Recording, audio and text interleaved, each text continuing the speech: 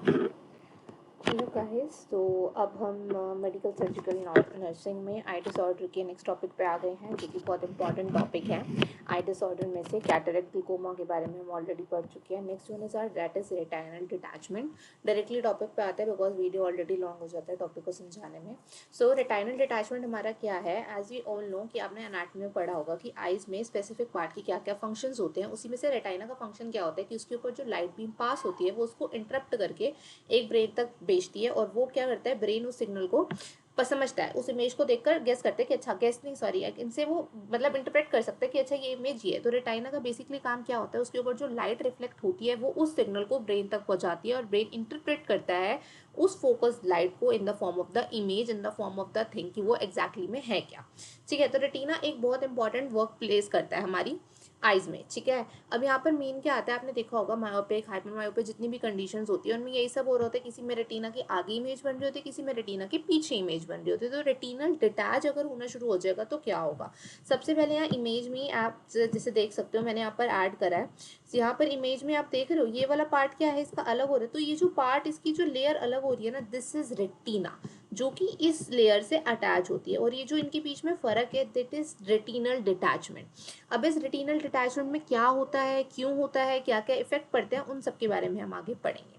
Moving forward, definition क्या है इसकी? एक ऐसी कंडीशन है in which a thin layer of retinal tissue pulls away from the tissue around it from its normal position. इसमें क्या होता है, जो रेटिना की थिन लेयर है वो अपनी ओरिजिनल जगह से मूव हो जाती है। क्या बोल रहा है वो? एक ऐसी कंडीशन होती है जिसमें रेटिना का जो टिश्यू होता है वो अपनी ओरिजिनल जगह से मूव हो जाता है, जिसका रिजल्ट क्या निकलता है? रेटिनल का टीयर हो जाना। टीयर मतलब कहते हैं ना कपड़ा टीयर हो गया, तो क्या आता है? फट गया, या उस जगह से अलग हो गया, या अपनी नॉर्मल पोजीशन से अलग हो गया। जो उसकी एग्जैक्टली पोजीशन थी जब वो वहां से अलग हो रहा है, that is known as retinal detachment. ठीक है, जब ये इस वाले पार्ट से इस पार्ट पे आ गया, इतना फर्क आ गया, इसको हम रेटिनल डिटैचमेंट कहते हैं। A detached retina is serious and sight threatening event. Sight threatening का मतलब क्या है? इससे क्या हो सकता है? ब्लाइंडनेस आ सकती है। मतलब पेशेंट जो है, एक जो क्लाइंट है, एक जो पर्सन है, अगर उसको रेटिनल डिटैचमेंट हो रहा है तो उसे दिखना बंद हो सकता है। ये इतनी ज्यादा लाइफ थ्रेटनिंग और सीरियस कंडीशन होती है। ठीक है, रेटिना का हमारी आंखों में क्या क्या होता है? ऑल्थो मैंने इसके बारे में जैसे आपको नॉर्मल बताया है, इसका बेसिकली वर्क क्या है? It senses light using photo receptor. Retina के अंदर फोटो रिसेप्टर होते हैं दो तरीके के, रॉड्स और कोन्स। रॉड्स का क्या काम होता है? रॉड्स हमारे काम करते हैं डिम लाइट में, या मैं कह सकती हूँ नाइट विजन में, जब हमारी रोशनी क्या होती है, थोड़ी कम होती है। रॉड्स का क्या काम होता है? वो कब काम कर रहे हैं? नाइट विजन में, जब एक तरीके से डार्कनेस है, रॉड्स मेरे तब काम कर रहे हैं। ठीक है, यहाँ पर लिखा भी है रॉड्स का काम कब है? डिम लाइट में। और कॉन्स मेरे काम करते हैं colour and detail. Colour and detail का मतलब क्या है? कॉन्स मेरे ब्राइट लाइट में वर्क करते हैं।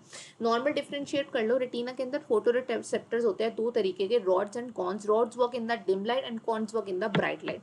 वो लाइट को कन्वर्ट करते हैं इलेक्ट्रिकल सिग्नल में। It converts that light into the electrical signal, और वो इलेक्ट्रिकल सिग्नल फिर हमारे ब्रेन तक पहुंचते हैं और ब्रेन इंटरप्रेट करता है उन इमेजेस को। तो रेटिना का बहुत इंपॉर्टेंट काम है हमारी आईज में। अगर आपकी आंखें ठीक है, सब ठीक है, बट आपका रेटिनल डिटैचमेंट हो रहा है, इमेज फॉर्म ही नहीं होगी, इमेज तक प्रॉपर इलेक्ट्रिकल सिग्नल पहुंचेगा ही नहीं, तो आपको कैसे दिखेंगी वो सब चीजें? It send two signals to the brain through the optic nerve, so you can see. वो वाले सिग्नल को किस पे भेजता है? ब्रेन पे भेजता है। और ब्रेन तक पहुंचाने में अगेन कौन मदद कर रहा है? उसकी ऑप्टिक नर्व। हर एक जगह नर्व होती है, नर्व्स के बारे में भी आपने पढ़ा होगा। टोटल जो हमारी 12 क्रेनियल नर्व्स होती है उसमें से क्या है हमारी? एक ऑप्टिक नर्व। ऑप्टिक नर्व जो हमारी आंखों के अंदर होती है वो रेटिना से इलेक्ट्रिक सिग्नल लेकर ब्रेन तक पहुंचाती है, और ब्रेन फिर उनको एक प्रॉपर इमेज में कन्वर्ट करते हैं। तो रेटिना का ये काम होता है। रेटिना हमारा इनर पार्ट ऑफ आइज का पार्ट होता है। जैसे हमारी आइज की 3 लेयर होती है, आउटर, मिडल एंड इनर, तो इनर में ही हमारा रेटिना आता है। और रेटिना का ये सब काम होता है photo receptor rods and cons की मदद से, वो उन जो लाइट उसके ऊपर पड़ रही है उसको इलेक्ट्रिक सिग्नल में कन्वर्ट हो गया, उसे ब्रेन तक भेजती है। ठीक है, मूविंग फॉरवर्ड, क्लासिफिकेशन इसकी क्या है? 3 तरीके के, रेगमेटिजीनियस, ट्रैक्शनल एंड एक्सीड्यूटिव। ये 3 तरीके के हमारे रेटिनल डिटैचमेंट होते हैं। तीनों में थोड़ा थोड़ा फर्क है। ईजिली समझाऊंगी, नॉर्मल पॉइंट्स में समझाऊंगी, ताकि आपकी क्लियर हो जाए कि इन तीनों में आखिर फर्क क्या है। तो ये 3 तरीके के हैं, rhegmatogenous, tractional and exudative retinal detachment. Rhegmatogenous में क्या है? It is when there is a tear और होल इन द रेटिना। जो मैंने पॉइंट्स लिखे हैं, ऐसा नहीं है कि ऐसे कैसे पॉइंट्स आपको रटने हैं, याद करने, you have to write in your exam. Once if you clear the concept, अगर आपका कॉन्सेप्ट क्लियर हो रहा है, आपको समझ में आ रहा है इन तीनों में क्या फर्क है, you can easily written in your exam कि हाँ इन तीनों में एक्जैक्टली फर्क क्या है और क्या नहीं है। बहुत नॉर्मल से समझाऊंगी, इसको आप रीड भी कर सकते हो, नॉर्मल है। आई होप सो प्रॉपर क्लियर होगा आपको ये। मैं इसका मेन डिफरेंशिएट समझाती हूँ, एक बार पढ़कर। It is when there is a tear और hole in the retina, the light sensing tissue at the back of the eye. Through that hole, fluid from the vitreous gel inside your eye leaks underneath the retina. देखो इसमें क्या है, रेगमेटिजीनियस बहुत common retina का detachment होता है, क्योंकि रेगमेटिजीनियस में हमारा बेसिकली हो क्या रहा होता है, जो मेरी रेटिना है ना वो टीयर होनी शुरू हो रही होती है। टीयर वो बहुत सारे रीजंस की वजह से हो सकते हैं, हो सकता है कोई एक्सीडेंट हुआ हो, कोई मतलब एक्सीडेंट या आई इंजरी हो गई हो, आंखों में चोट लग गई हो, या हमारी आंखों के अंदर जो फ्लूइड होता है, ह्यूमर होता है, विट्रियस एक्वस ह्यूमर होता है, वो इतना ज्यादा बढ़ रहा है, इतना सारा रेटिना पे जोर आ रहा है कि रेटिना वहां से टीयर होनी शुरू हो रही है। जैसे ही रेटिना वहां से टीयर होनी शुरू होगी, जितना भी फ्लूइड है जो हमारी आंखों से बाहर जाना चाहिए वो रेटिना के पीछे जाकर इकट्ठा होने लगता है। अब कोई भी चीज अगर मेरे को पीछे से धक्का मार रही होगी तो मुझे अपनी ओरिजिनल पोजीशन से हटना पड़ेगा या नहीं हटना पड़ेगा।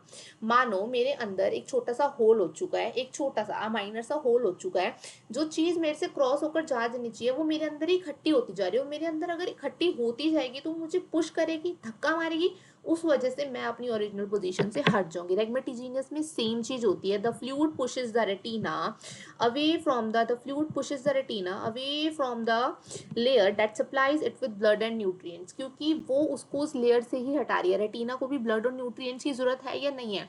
रेटिना में टीयर होने की वजह से जब वो फ्लूइड बिहाइंड द रेटिना इकट्ठा हो रहा है, वो उसको उसकी ओरिजिनल पोजीशन से हटा देगा, तब तक उसके पास प्रॉपर न्यूट्रिएंट्स नहीं पहुंचेगा।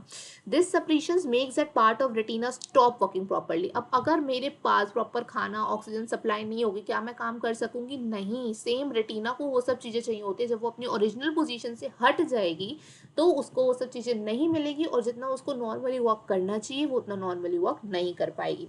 It can cause permanently loss of vision, क्योंकि फ्लूइड इकट्ठा होता ही जा रहा है, होता ही जा रहा है, रेटिना काम नहीं कर पा रहा है।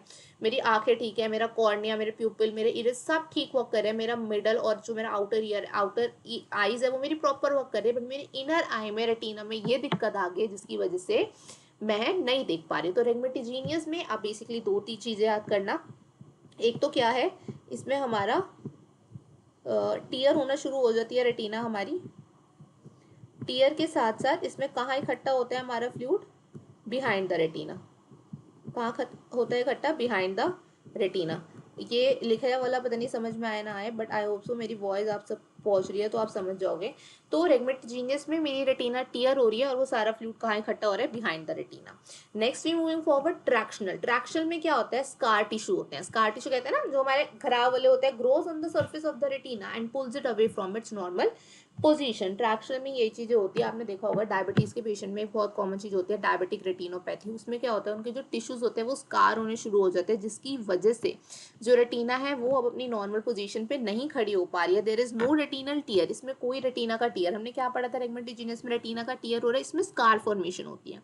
अगर बोले कोई ट्रैक्शनल में क्या हो रहा है, तो यू कैन से कि ट्रैक्शनल में मेरे स्कार टिश्यू फॉर्म में होने लग जाते हैं, जिसकी वजह से रेटिना मेरी नॉर्मल पोजीशन पे नहीं रह पाती है और डिटैच होने लगती है। Vision loss tend to happen gradually and depends on how much of retina is pulled off. Vision loss depend करता है, उसमें तो क्या था परमानेंटली विजन लॉस हो रहा है, इसमें डिपेंड करता है कितना स्कार फॉर्मेशन होने लग गया, कितना रेटिना अपने नॉर्मल पोजीशन से हटा या नहीं हटा, specially if the central area macula is involve. Tractional में स्कार फॉर्मेशन की वजह से नहीं दिख पाता और ये डिपेंड करता है कितना हमारे रेटिना को हार्म हुआ है, कितना रेटिना पे इफेक्ट पड़ा है, और स्पेशली डिपेंड करता है वो मैक्यूला में। मैक्यूला क्या होता है? मैक्यूला एक ऐसी स्क्रीन का वर्क करती है जो कि आपको चीज़ों को बहुत क्लियर दिखाने में हेल्प करती है, कोई भी चीज़ हो, कलर हो, इमेजेस हो, अल्फाबेट्स हो, नंबरिंग हो, एनीथिंग।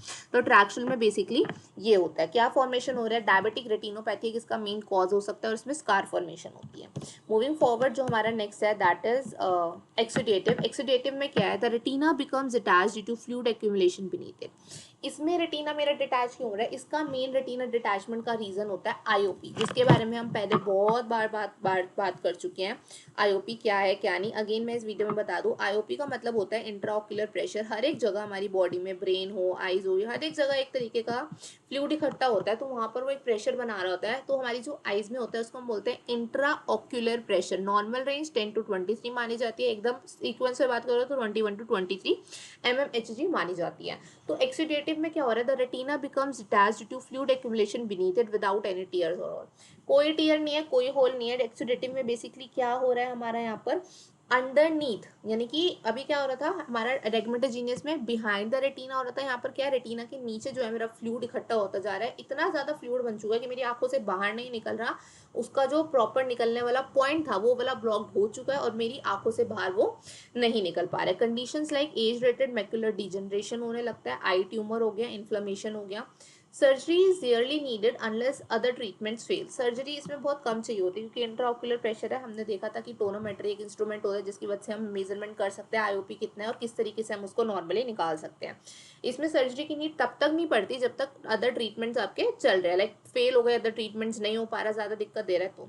अनलाइक रेगमेटोजीनियस और tractional detachment, exudative detachment does not involve retinal break और पुलिंग फोर्स।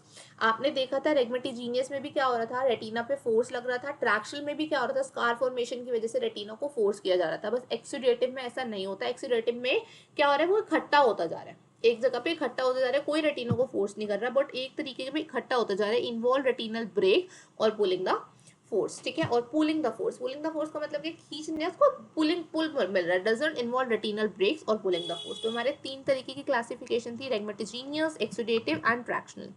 कॉजेस क्या रहते हैं, सबसे पहला वही है एजिंग रिलेटेड चेंजेस, जैसे कि हमने अभी एक्सीडेटिव में भी पढ़ा, मैकुलर डिजनरेशन होना शुरू हो जाता है एज के अकॉर्डिंग। हाई मायोपिक केस है, सीवियर नियर साइटेडनेस है, आई में कोई इंजरी या ट्रॉमा, जैसे मैंने बताया था कोई ट्रॉमा हो गया, इंजरी हो गई जिसकी वजह से रेटिना में टीयर हो गया, कोई प्रीवियस आई सर्जरी कराई थी जिसका इफेक्ट हो रहा हो, फैमिली हिस्ट्री हो सकती है, family history related two diabetes है, डायबिटिक रेटिनोपैथी हो गई और उस वजह से ये सब हो रहा है, कोई और आई कंडीशन हो सकती है, कोई सर्जरी कराई हो, आंखों में कोई दिक्कत हो, कैटरैक्ट हो, मतलब it can relate to many other things. Disease such as diabetic retinopathy, uveitis और lattice degeneration can weaken the retina. ये सब जो डिसीजेस है, हमने डायबिटिक रेटिनोपैथी की तो बहुत बात करी है, इन सब डिसीजेस की वजह से मेरा रेटिना वीक हो जाता है और प्रोन हो जाता है। प्रोन का मतलब क्या है, जिसको ज्यादा चांसेस होते हैं, जिसको ज्यादा चांसेस होते हैं किसी चीज के होने के, and making it prone to detachment, और इस वजह से रेटिना का डीअटैच होने का जो चांसेस है वो बहुत ज्यादा बढ़ जाता है। रिस्क फैक्टर्स की बात करें तो दो तरीके के होते हैं, non modifiable and modifiable. Again non modifiable वो जिनको आप ठीक नहीं कर सकते हो, मॉडिफाइबल वो जिनको आप ठीक कर सकते हो। नॉन मॉडिफाइबल में आपकी आती है एज, जिसको आप कंट्रोल नहीं कर सकते, family history, again high myopia. High myopia में नॉन मॉडिफाइबल में इसलिए डाली क्योंकि एक लिमिट पे जाकर जब आपकी नियर साइटेडनेस की पावर बहुत ज्यादा बढ़ जाती है तो उसको कंट्रोल में करना मुश्किल हो जाता है, उसके लिए भी आपको अलग अलग सर्जरी करानी पड़ती है। लेजर सर्जरी बहुत कॉमन है जो कि आपने सुनी होगी। Previous eye surgery always non modifiable, आपके बस की नहीं है कि प्रीवियस आई सर्जरी कुछ हुई है उसको आप ठीक कर पाओ, ऑपरेशन से सर्जरी से उसको लिमिटेड तक रोक सकते हो, but you can never be like कि मेरे को कोई आई सर्जरी हुआ ही नहीं था। आई कंडीशन जैसे कि डायबिटिक रेटिनोपैथी है, यूवाइटिस है, एलिटिक डिजनरेशन है जो हमने पीछे पढ़ी थी, अगर ऐसे सब है तो वो नॉन मॉडिफाइबल है। मॉडिफाइबल में आप डाल सकते हो eye trauma, injuries to eye such as blunt force. Blunt force का मतलब क्या है, अपनी आंखों को सेव करके रखना, मतलब जो आपको पता है किसी स्पेसिफिक चीज से आपकी आंखों पे इंजरी हो सकती है तो अपने आप को उन सारे डेंजर पॉइंट से बचा कर रखो। लोगों की आदत होती है कुछ मतलब थोड़ा सा पेन हुआ या कुछ हुआ अलग अलग मेडिकेशन यूज करने की, आई ड्रॉप्स यूज करने की, तो उन सब पे भी रोकना। Medication such as pilocarpine use in glaucoma treatment can constrict the pupil. Systemic health condition का मतलब क्या है, सिस्टम वाइज जो अलग अलग हेल्थ कंडीशन होती है जैसे कि डायबिटीज हो गई, हाइपरटेंशन हो गई, आर्थ्रोसेक्लराइसिस हो गई। आर्थ्रोसेक्लराइसिस में ना बेसिकली क्या होता है, यहाँ पर जो हमारी ब्लड वेसल्स होती है उनमें क्या होता है, एक तरीके से क्लॉट बनना शुरू हो जाता है जिसकी वजह से प्रॉपर ब्लड सप्लाई और न्यूट्रिएंट्स नहीं पहुंच पाते हैं। जो हमारा ट्रैक्शनल वाला था ना, ट्रैक्शनल में यही था, स्कार फॉर्मेशन में क्या होता है कि जो हमारे ब्लड है ना, जो मेरा प्रॉपर तरीके से ब्लड का जो ब्लड सप्लाई वहां पर हो रही होती है उसमें दिक्कत आती है, और उसका रीजन क्या हो सकता है, आर्थ्रोसेक्लराइसिस, इसलिए हम मेंशन कर रहे हैं सिस्टमिक हेल्थ कंडीशन होती है। इंगेजमेंट इन हाई रिस्क एक्टिविटीज, जैसे कि हाई रिस्क एक्टिविटीज का मतलब वो होता है जो हमारी आईज पे इंजरी कॉज कर सकती है, बहुत सारे लोगों को इससे वेल्डिंग वगैरह का काम होता है, ठीक है। स्पेसिफिक टाइप्स ऑफ उनको गॉगल्स दिए जाते हैं पहनने के लिए ताकि उनकी आईज पे किसी भी तरीके का कोई भी इफेक्ट ना आए, तो ये हमारे कुछ तरीके के रिस्क फैक्टर्स होते हैं। पैथोफिजियोलॉजी अगेन बहुत सिंपल है, ड्यू टू इटोलॉजिकल फैक्टर, कोई भी फैक्टर की वजह से रेटिना का टीयर होना शुरू हो गया, रेटिना का टीयर नहीं तो ब्लड में कोई ना कोई दिक्कत आ रही है या हमारी आंखों में आईओपी बढ़ रहा है। Vitreous leaks and collect underneath the retina, vitreous जो हमारा लीक होना शुरू हो गया और वो अब रेटिना के नीचे इकट्ठा हो रहा है। विट्रस प्रेशर क्रिएट कर रहा है रेटिना पे और पील कर रहा है उसको अपनी जगह से। अब मेरे को क्या है, मेरी एक जगह है, ठीक है, अब जैसे हम बोलते हैं ना, हम एक नॉर्मल जगह पे बैठे हैं, पानी का प्रेशर जब बढ़ता जाएगा बढ़ता जाएगा बढ़ता जाएगा, एक लिमिट पे क्या होगा, हमें उस जगह से हटना पड़ेगा, हमें नहीं हटना पड़ेगा तो वो पानी ही इतना पुल लगाएगा हमारे ऊपर कि हम उस जगह से हट जाएंगे। तो vitreous is like a fluid only. These tissue contain blood vessel, वो टिश्यू क्या कंटेन करते हैं, blood vessel. Detach tissue causes loss of blood flow, जैसे ही टिश्यू डिटैच होगा, जो टिश्यू हमें ब्लड सप्लाई दे रहे थे वो जैसे ही उस विट्रस की वजह से डिटैच होंगे, ब्लड सप्लाई जो रेटिना तक होनी चाहिए वो लूज हो जाएगी, जिसकी वजह से रेटिनल डिटैचमेंट होगा and it can causes the vision loss also. तो ये हमारी कुछ पैथोफिजियोलॉजी, अगेन टू सिंपल, कोई मेट्रोलॉजिकल फैक्टर है, विट्रस लीक हो रहा है रेटिना के, वहाँ पर विट्रस प्रेशर क्रिएट कर रहा है और वो टिश्यूज अलग हो जाएंगे। कौन से टिश्यूज? जो मेरे रेटिना तक ब्लड सप्लाई पहुंचा रहे हैं। ब्लड सप्लाई ना पहुंचने की वजह से रेटिनल डिटैचमेंट होगा and then it can cause the vision loss. Sign and symptom बहुत ईजी है। फ्लैशिंग लाइट का मतलब क्या है? कुछ लाइट नहीं है बट स्टिल आंखों में क्या लगेगा, ऐसे कोई बहुत तेज रोशनी आ रही हो, जैसे बहुत तेज, जैसे होता है ना किसी ने फ्लैश ऑन कर दिया एकदम आंखों के आगे, ऐसे लगेगा। फ्लोटर्स का नॉर्मली मतलब क्या? आंखों के आगे धूल मिट्टी लगेगा, जैसे कहते हैं ना पानी में छोटे छोटे कुछ ना कुछ, मतलब ऐसे लग रहा है मतलब धूल मिट्टी, समझ रहे हो? जैसे एक तरीके से कहते हैं ना धूल उड़ी, कुछ नहीं है आपके आगे but it can see feels like कि फ्लोटर्स हो रहे हैं। Darkening of peripheral vision. Darkening of peripheral का मतलब मैंने आपको बताया था, आइज की टू विजन होती है, सेंट्रल विजन जो हमें एकदम सीधी वाली, एंड पेरिफेरल विजन जब हम साइड का भी पार्ट एक लिमिटेड एरिया तक देख पाते हैं। मैंने अपने हाथों को अगर एकदम, आप ना अपने हैंड्स को एकदम पीछे तक ले जाओ और सीधा देखो, आपको नहीं दिखेगा। जैसे आप उसको धीरे धीरे आगे लाओगे एक पॉइंट पर क्या होगा, आपको आपका हाथ दिखना विजिबल हो जाएगा। सो एकदम सामने ला कर नहीं, साइड से, which is known as peripheral vision. Curtain like shadow over visual field, blurred vision, बहुत कॉमन सी चीजें हैं, दिखना बंद हो सकता है, ब्लड विजन हो जाएगी, डिप्लोपिया, डबल इमेजेस दिखनी शुरू हो जाएगी। So these are some sign and symptoms of the retinal detachment. यहाँ मैंने अगेन कुछ इमेजेस ऐड करी है, जैसे पीछे भी मैंने बता दिया था बट यहाँ पर हम दोबारा बताते हैं। दिख रही है येलो कलर की लेयर, दिस इज रेटिना, और ये जब क्या हो रहा है, यहाँ पर रेटिना का डिटैचमेंट हो रहा है क्योंकि यहाँ पर फ्लूइड या जो भी चीज़ है वो बहुत ज़्यादा बढ़ रही है। रेटिनल डिटैचमेंट देखो, ये देख रहे हो, this is the layer, fluid buildup हो गया, यहाँ लिखा भी है इसने फ्लूइड बिल्डअप है। फ्लूइड बिल्डअप होने की वजह से ये क्या हो रहा है, रेटिना डिटैच हो रहा है, और ये क्या है, रेटिना टियर हो गया, बीच में से खराब हो गया। ये हमारा क्या है, विट्रस बॉडी है, विट्रस ह्यूमर, और ये विट्रस क्या हो रहा है, मेरा डी अटैचमेंट हो रहा है। ठीक है, यहाँ पर अलग अलग इसलिए दे रखे हैं, विट्रस का ट्रैक्शन होना, क्या क्या नहीं। यहाँ पर अगेन इसने दे रखा है रेटिना का टियर होना, इस तरीके से कहते हैं रेटिना का डिटैचमेंट। दोनों में देख लो फर्क क्या है। रेटिनल डिटैचमेंट अलग होना होता है, रेटिनल टियर का मतलब रेटिने की लेयर का ही टूट जाना होता है। डायग्नोस्टिक क्या क्या करा सकते हैं, सबसे पहले हमारा रेटिनल एग्जामिनेशन आता है, जिसमें जो हमारा डॉक्टर होता है वो प्रॉपर तरीके से रेटिना को विजुअलाइज करता है, कोई ब्लीडिंग तो नहीं हो रही, क्या दिक्कत है क्या नहीं है, कोई टीयर तो नहीं है, डिटैच तो नहीं हो रहा। Ophthalmoscope, the doctor visualize the retinal hole, tear or detachment. इसके बाद अल्ट्रासाउंड इमेजिंग होती है, क्योंकि आईज में जो रेटिना है वो रेटिना इनर आईज का पार्ट है, उसके लिए अल्ट्रासाउंड होना जरूरी है। It will be done in case of bleeding, अगर आंखों में ब्लीडिंग होनी शुरू हो रही है उस केस में अल्ट्रासाउंड करके देखा जाता है। Visual activity test, again the normal test जो हम परफॉर्म करते ही करते हैं।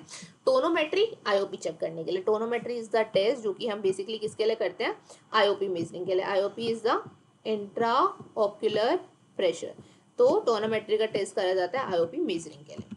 मूविंग फॉरवर्ड, मेडिकल मैनेजमेंट की अगर हम स्पेसिफिक बात करें, स्पेसिफिक रेटिनल डिटैचमेंट का कोई मेडिकल मैनेजमेंट नहीं है। यही है कि आप इंजेक्शन दे सकते हो, आई ड्रॉप्स का यूज कर सकते हो, बट वो भी कुछ टाइम तक, सर्जरी को डिले करने के लिए, कि अभी मतलब बॉडी में, जैसे आपने देखा होगा हर सर्जरी से पहले कुछ टेस्ट कराए जाते हैं। अगर वो सर्जरी में टेस्ट कराए हैं, कुछ भी कराया और कोई चीज़ नॉर्मल नहीं आई है, तो आप सर्जरी को डिले करने के लिए कुछ टाइम तक स्पेसिफिक इंजेक्शन या आई ड्रॉप्स का यूज़ कर सकते हो। इसके अलावा इसका ऐसा स्पेसिफिक मेडिकल मैनेजमेंट नहीं है। मूविंग फॉरवर्ड, सर्जिकल मैनेजमेंट बहुत इंपॉर्टेंट है।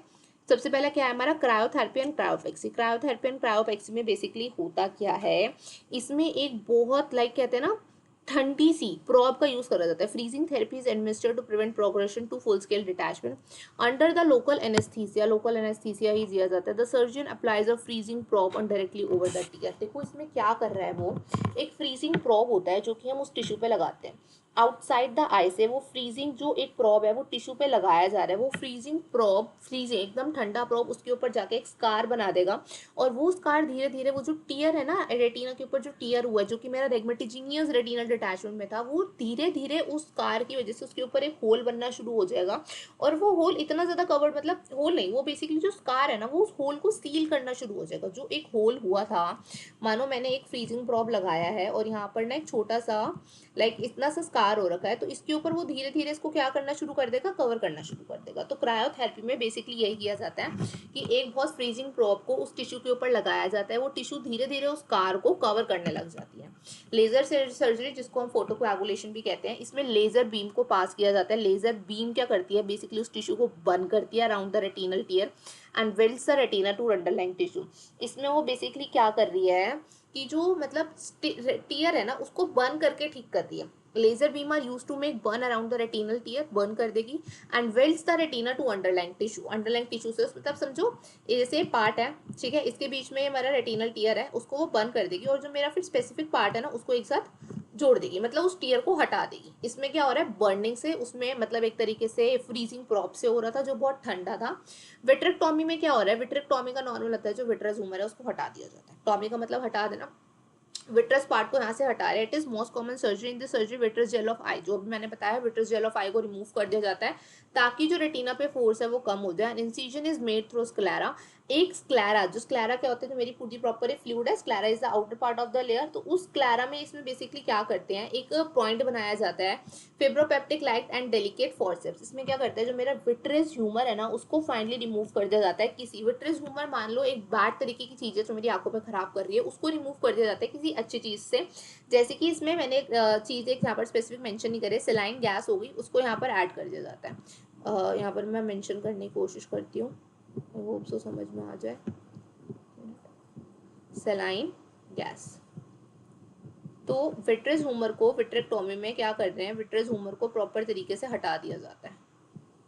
समझ में आ रही है बात, विट्रस ह्यूमर को प्रॉपर तरीके से रिमूव कर दिया जाता है किसी एक चीज के साथ। विट्रेक्टोमी में ये होता है। लास्ट से हमारी scleral buckle surgery, it is also done after local or general anaesthesia दिया जाता है। एक सिलिकॉन बैड जिसको हम बकल कहते हैं उस फीड कर देते हैं अराउंड द स्क्लेरा, जो मेरी वाइट पार्ट ऑफ द आई है। देखो इसमें क्या हो रहा है, बकल सर्जरी में आउटर पार्ट ऑफ द आई से ना क्या होता है, जो मेरा मतलब आउटर पार्ट ऑफ आई जो मेरी स्क्लेरा है वहां पर एक बकल सा लगा दिया जाता है, ठीक है। वो क्या करेगा, अब जो पुलिंग हो रही थी ना रेटिना उसको थोड़ा कम कर देगा, ठीक है। अलाउज रेटिना टू रीअटैच, अब उसकी अगर पुलिंग कम हो जाएगी, मान लो एक कोई भी ऐसे कोई चीज़ है, ठीक है, यहाँ पर एक नॉर्मल सी कोई चीज़ थी वो खिंच रही थी एक से, यहाँ पर let me give the example, ये एक नॉर्मल सी चीज़ है और ये मेरा स्क्लेरा है, तो यहाँ पर मैंने एक बकल बांध दिया और ये बकल से इसको जोड़ दिया, तो अब ये क्या है, जो उसका रेटिनल डिटैचमेंट हो रहा था वो उतना नहीं होगा और वो रेटिना उससे दोबारा अटैच होने लग जाएगा, रेटिना का रीअटैचमेंट शुरू हो जाता है। तो यहाँ पर 3 तरीके की हमने पढ़ी। क्रायोथेरेपी में फ्रीजिंग प्रॉप का यूज करा जा रहा था उस होल को कवर करने के लिए। विट्रेक्टोमी में विट्रस ह्यूमर को हटाया जाता है सिलिकॉन गैस से। स्क्लेरल बकल सर्जरी में एक बकल का यूज करा जा रहा था। एंड जो हमारी सेकंड नंबर पे थी वो थी मेरी लेजर सर्जरी, जिसमें हम बर्निंग रेस को पास करके वेल्ड करने का काम कर रहे थे रेटिना को, ठीक है। ये हमारे अगेन कुछ एग्जांपल दे रखे हैं सर्जरी के कि किस किस तरीके से करा जाता है। ये देखो, इसमें ऑब्वियसली बात है प्रॉपर समझ में नहीं आएगा, सो मैंने यहाँ एक स्पेसिफिक कोई वीडियो मेंशन नहीं करा है, but if you gonna search about the surgery आपको इजीली कहीं पे भी यूट्यूब पे मिलेगी। आप इसको पढ़ने के बाद, इस वीडियो को समझने के बाद एज ए थियोरटिकल पार्ट इसकी वीडियो भी ज़रूर देखना, सो यू कैन बेटर अंडरस्टैंड कि किस तरीके से वो सब चीज़ें करी जा रही है। देखो लेजर बीम पास कर रहे हैं, बर्निंग पास कर रहे हैं, तो इन सब चीज़ों को करके जो हमारी रेटिनल डिटैचमेंट की केसेस है उसको ठीक करते हैं। कॉम्प्लिकेशंस इससे रेडनेस हो सकती है, swelling, itching, watering of the eye, आंखों से ज़्यादा पानी आना, blood vision, double vision, these are all are the complications.